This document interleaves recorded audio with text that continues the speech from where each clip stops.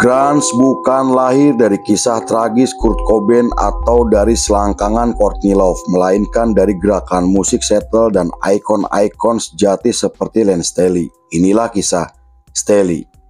Dibuka oleh seorang pria Amerika bernama Len Rutherford Staley, atau yang lebih dikenal sebagai Len Staley. Ia lahir pada 22 Agustus 1967 dari pasangan Philip Blair Staley dan Nancy Elizabeth Staley. Ayahnya bekerja sebagai sales mobil yang gemar berpesta, sedangkan ibunya adalah staf dari salah satu bank di Amerika.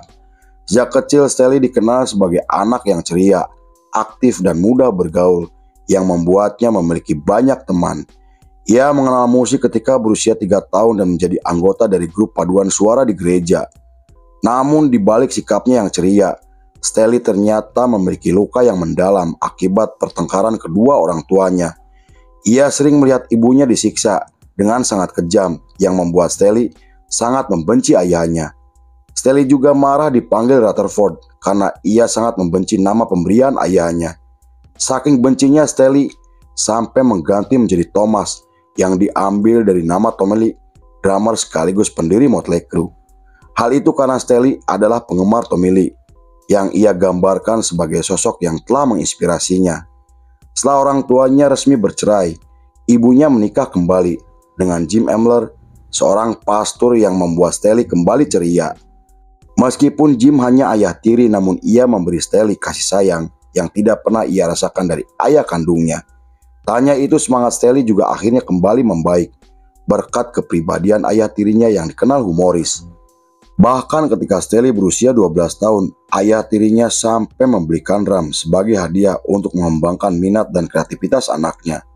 Di periode tersebut bisa dibilang sebagai titik balik untuk kehidupan Staley yang memiliki pengaruh besar untuk karir bermusiknya. Selain memberi dukungan yang tidak pernah ia dapatkan dari ayah kandungnya, Staley juga mendapatkan fasilitas untuk menunjang semua kebutuhannya, dan karena hal itu, Staley mulai menggunakan nama belakang ayah tirinya sebagai bentuk penghormatan atas dorongan yang selalu ia dapatkan.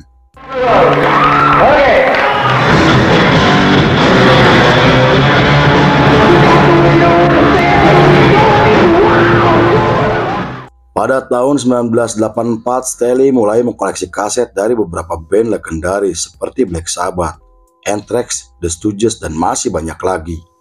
Ia kemudian mendirikan Sleaze, band sekolah bersama teman-temannya, dan band tersebut kemudian dikenal di kalangan para remaja meski saat itu mereka masih mengcover lagu orang lain. Lalu pada tahun 1986 ketenaran mereka menjadi semakin meningkat setelah tampil sebagai bintang tamu di beberapa acara pensi sekolah. Mereka akhirnya mengganti nama bandnya menjadi Alice in Chains dan mulai membawakan musik yang keras seperti heavy metal dan speed metal. Namun setelah lulus sekolah pada tahun 1987, band tersebut harus bubar karena para personilnya memilih fokus dengan pendidikannya. Staley kemudian bekerja di toko musik dan mulai terlibat dengan skena lokal yang membuka pikirannya tentang musik dan loyalitas. Saat itu ia mulai berteman dengan Jerry Cantrell yang ia temui ketika sedang menghadiri acara pesta. Bahkan ketika Jerry diusir dari rumahnya, Staley mengajak Jerry untuk tinggal di apartemennya yang membuat persahabatan mereka menjadi semakin dekat. Jerry sampai menganggap Staley seperti saudara sendiri karena Staley adalah satu-satunya orang yang mampu menampung dan menyelamatkan Jerry dari keterpurukan.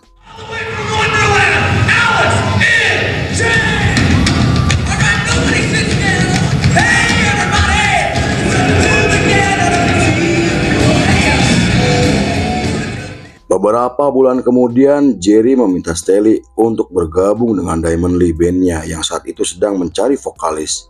Meski sempat ragu karena tidak memiliki pengalaman sebagai vokalis, Jerry kemudian terus meyakinkannya karena ia percaya dengan kemampuan sahabatnya, dan 2 minggu setelah resmi terbentuk, mereka menggelar pertunjukan pertamanya di acara kampus dengan membawakan lagu cover.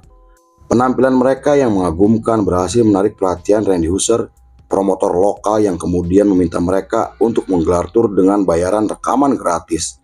Tawaran tersebut langsung mereka terima dan Staley kemudian mengganti nama bandnya menjadi Alice in Chains setelah mendapatkan izin dari mantan personilnya. Namun 1 hari sebelum mereka melakukan sesi rekaman, studio tersebut digerebek oleh polisi karena telah menjadi tempat transaksi narkoboy terbesar di Washington. Hal itu membuat mereka terpaksa mengganti studio meski dengan harga sewa yang jauh lebih mahal. Demo pertama mereka akhirnya resmi dirilis pada tahun 1988 yang membuat nama mereka mulai dikenal oleh banyak orang. Mereka juga berhasil mendapatkan kontrak dari label besar Amerika berkat bantuan Kelly Curtis, manajer dari Soundgarden. Pada tahun 1990, Alice in Chains merilis album pertamanya dengan menampilkan satu lagu yang ditulis langsung oleh Staley. Selain mendapatkan pujian dan mendapatkan status platinum, album tersebut sampai terjual 2 juta kopi yang membuat mereka mulai dikenal secara internasional. Di periode tersebut, Staley mulai menulis lagu yang membahas tentang kemiskinan, keterasingan, kehancuran, konsekuensi, dan kecanduan. Lirik-liriknya mengandung ideologi humanis karena berfokus pada penderitaan dan kondisi manusia, bukan pada agenda politik atau pemahaman spiritual. Saat itu ia mulai mengkonsumsi narkoboy karena menurutnya barang tersebut bisa memberinya inspirasi dan kekuatan tanpa batas.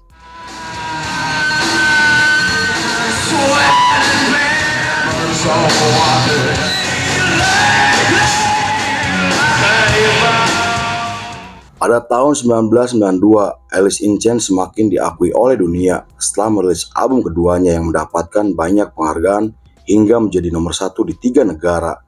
Mereka kemudian muncul dalam film komedi dan menggelar tur dunia untuk pertama kalinya. Di tengah keberhasilan mereka yang terus meningkat, para personilnya terjebak dalam lingkaran narkoboy, alkohol, dan obat-obatan terlarang. Mereka selalu tampil dalam keadaan mabuk yang membuat para jurnalis menggambarkan sebagai band liar yang tidak terkendali. Bahkan ketika mereka sedang menggelar tur di Brazil pada tahun 1993, Staley menemukan Mike Starr tergeletak overdosis dalam keadaan sekarat.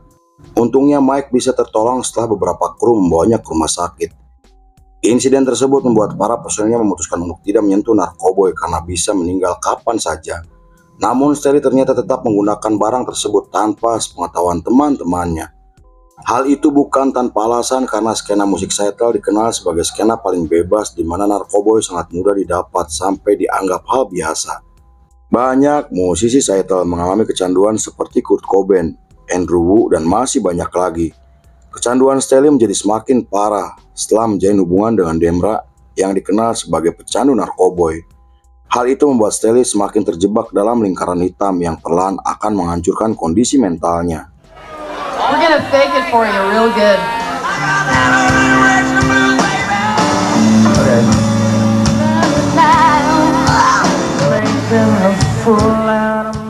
Pada tahun 1994, para personelnya mulai khawatir dengan kondisi Staley yang semakin memburuk dan tidak stabil. Mereka kemudian membawa Staley ke klinik rehabilitasi setelah merilis EP album terbarunya yang dianggap sebagai rilisan terbaik yang pernah mereka rilis. Selama Staley menjalani terapi, para personelnya mendirikan band proyek sedangkan Staley mulai menulis lagu yang membahas tentang isolasi, penderitaan, dan kerusakan akibat narkoboy. Ia ingin memberikan pesan kepada semua orang agar tidak terjerumus lebih dalam sama seperti dirinya. Alice in Chains akhirnya muncul kembali dengan merilis album ketiganya pada tahun 1995. Kondisi Staley juga akhirnya membaik yang membuat mereka bisa menggelar tur yang sempat tertunda. Di periode tersebut, Staley semakin menunjukkan sikap kritisnya dalam menentang industri musik dan komersialisasi. Ia menyebut dirinya anti korporat yang menolak menjual diri dan menolak mengubah gaya bandnya untuk mengikuti pasar karena ia ingin membuat karya sesuai keinginannya. Hal itu karena ia percaya jika kemandirian bisa menghasilkan sesuatu yang jauh lebih besar. Pada tahun 1996, Staley mengalami depresi setelah Dermy pacarnya ditemukan meninggal dunia akibat overdosis. Hal itu membuat Staley akhirnya kembali menggunakan narkoboy untuk menghilangkan stres dan tekanan dari media. Meski begitu, Staley tetap bersikap profesional dengan menggelar tur bersama Kiss untuk pertama kalinya. Saat diwawancara, Staley mengkritik industri musik yang semakin mengeksploitasi para artisnya demi keuntungan pribadi. Ia juga menolak untuk mengubah gaya Alice in Chains karena gaya tersebut adalah ciri khas dari bandnya. Sikap tersebut membuat pemilik label menganggap jika Staley adalah orang yang sombong dan sulit untuk diajak kerjasama. Namun para penggemarnya memuji sikap idealisnya karena telah berani menentang industri musik mainstream yang semakin mendominasi.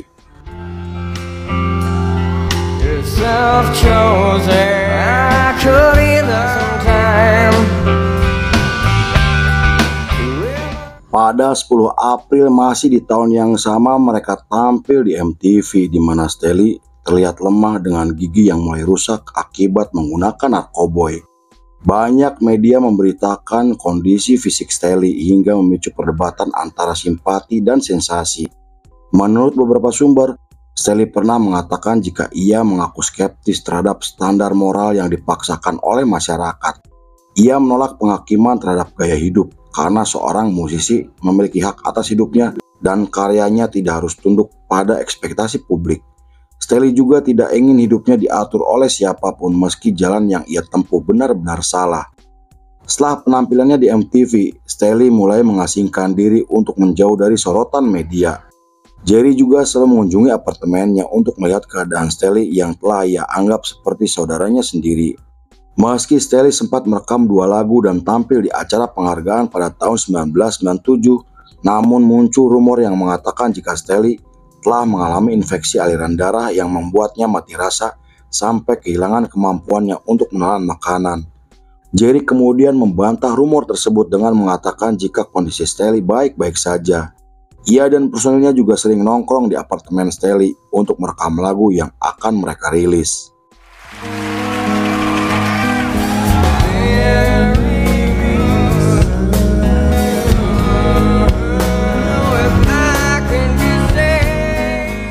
Pada tahun 1998, Ellen Trujillo, seorang produser, mengatakan di hadapan media jika kondisi Staley sudah sangat memprihatinkan. Selain tidak memiliki gigi, Staley juga mengalami atrofi di kakinya yang membuatnya kesulitan untuk berjalan. Kemudian ketika Jerry menggelar pertunjukan untuk mempromosikan album solonya, Staley hadir di pertunjukan tersebut yang membuat Jerry dan semua pengunjung yang hadir sangat terkejut dengan kedatangannya.